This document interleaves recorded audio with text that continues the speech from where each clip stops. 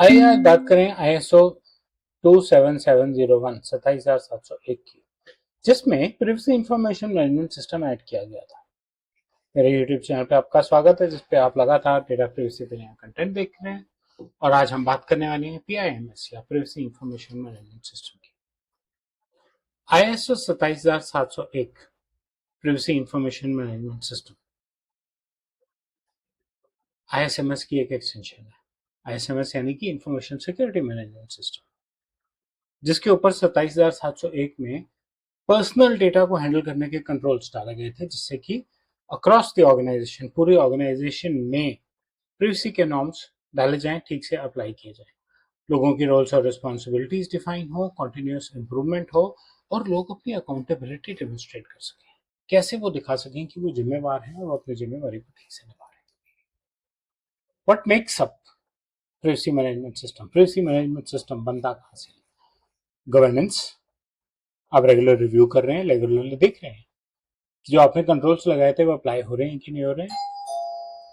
आपकी बनी हुई पॉलिसीज और procedures, risk assessments, operational controls और मॉनिटरिंग और ऑडिटिंग ठीक से हो रही है या नहीं।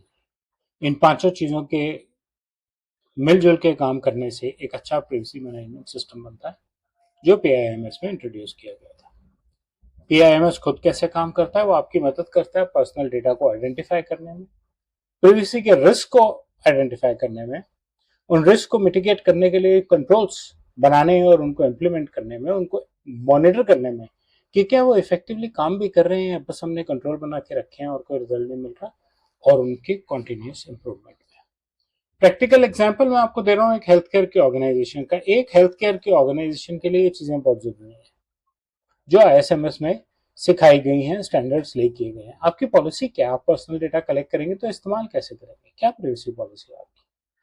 क्या आप कंसेंट ले रहे हैं? और हेल्थ केयर है, मेडिकल कंसेंट की बात नहीं हो रही, पर्सनल डेटा हैंडलिंग के कंसेंट की बात हो रही है। पेशेंट के राइट्स क्या हैं, क्या क्या हक हैं पेशेंट के, वेंडर्स कैसे हैंडल हो रहे हैं, क्योंकि हेल्थ केयर में बहुत सारी चीजें हैं जो आउटसोर्स होती हैं।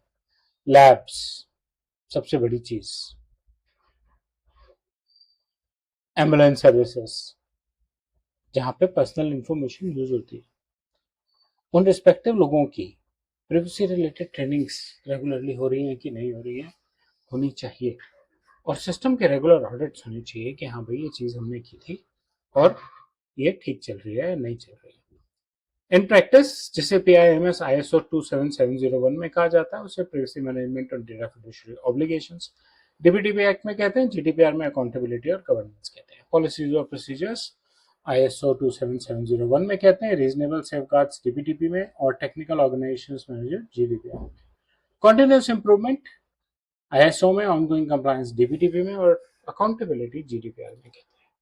मुख्य बातें जो आपको ध्यान रखनी चाहिए: प्रिवेसी सिस्टमेटिकली इंप्लीमेंट होनी चाहिए और सिस्टमेटिकली मॉनिटर होनी चाहिए, मैनेज होनी चाहिए। गवर्नेंस उतनी जरूरी है जितनी अच्छी टेक्नोलॉजी यूज करना है, क्योंकि सिर्फ टेक्नोलॉजी यूज करने से सिस्टम्स नहीं चलते, उनको गवर्न करना, मैनेज करना भी जरूरी है।